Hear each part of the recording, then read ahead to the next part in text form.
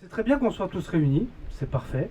En fait, on se rend compte qu'il y a des énergies quand même qui émergent un peu partout localement. On avait besoin de les faire se rencontrer, donc je suis très content que ça ait pu se faire. Merci à ceux qui ont milité pour Harimigne pour que ce rendez-vous ait lieu. C'est important de les remercier. Et tous on revendique, on demande, on exige auprès de qui, on ne sait pas trop. Je pense que ça fera partie des discussions futures de Harimigne, certainement auprès déjà de chacun de nous pour que chacun s'engage le plus possible. On a tous des progrès à faire. Auprès certainement de nos politiques locaux, puisque ça a été répété plusieurs fois, il faut vraiment aller les voir, marteler nos messages. Et on est, je pense, tous à peu près d'accord pour dire que les solutions émergeront localement, en tout cas dans un premier temps. Donc c'est très bien qu'on se réunisse. Seul, c'est difficile de savoir ce qu'on veut. À plusieurs, ça l'est encore plus. Quand on mélange, on regroupe des collectifs de plusieurs personnes, là, ça devient quasiment impossible. Bon, bah, c'est un beau défi, un beau challenge, faisons-le. Je pense qu'il faut qu'on arrive effectivement à se regrouper sur des projets concrets comme aujourd'hui. Ben, on veut que le vivant soit en haut de l'affiche, donc on sait pourquoi on est là. On a certainement des dissensions, tous, sur le traitement des déchets, sur tout un tas de choses.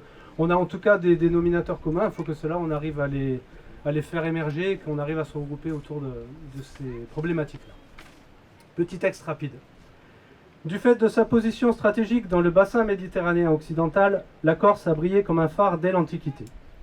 Au cœur des convoitises, cette montagne couverte de forêts vierges plongeant dans la mer a vu son paysage se transformer jusqu'à avoir les pieds qui baignent dans le plastique et les oreilles qui sifflent sous les chocs des prospections d'énergie fossile. La Corse, qui aurait pu devenir un exemple de gestion de ses ressources et de son environnement, s'est transformée avec l'avènement du tourisme de masse à partir des années 60.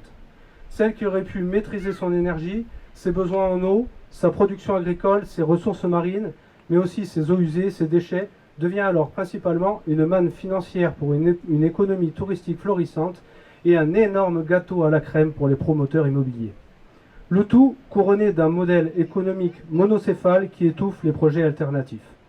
Aujourd'hui, le cocktail de tous ces ingrédients reste sur l'estomac de l'immense majorité des insulaires et îliens qui récupèrent les pots cassés et constatent la perte de la biodiversité, les espaces naturels saccagés et les tonnes de déchets qui s'accumulent. Oui, nous avons de la chance de vivre sur une île au paysage exceptionnel, de voir la montagne depuis la mer et la mer depuis la montagne. Non, nous n'acceptons pas que les intérêts financiers des uns empêchent de préserver le joyau de tous les autres.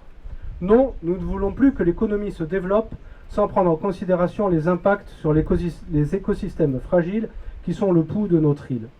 Oui, nous voulons que tous les moyens à notre portée soient mis en œuvre dès aujourd'hui pour réduire notre production de déchets à la source, pour empêcher au maximum les produits emballés de débarquer dans nos ports, pour bannir le plastique de nos océans. Oui, nous voulons que soit prise en compte de façon prioritaire la protection des espaces naturels marins, ce qui permettra à nos enfants de léguer ce patrimoine à leurs enfants et de garantir à tous l'accès à une Méditerranée vivante avec des ressources durables. Merci.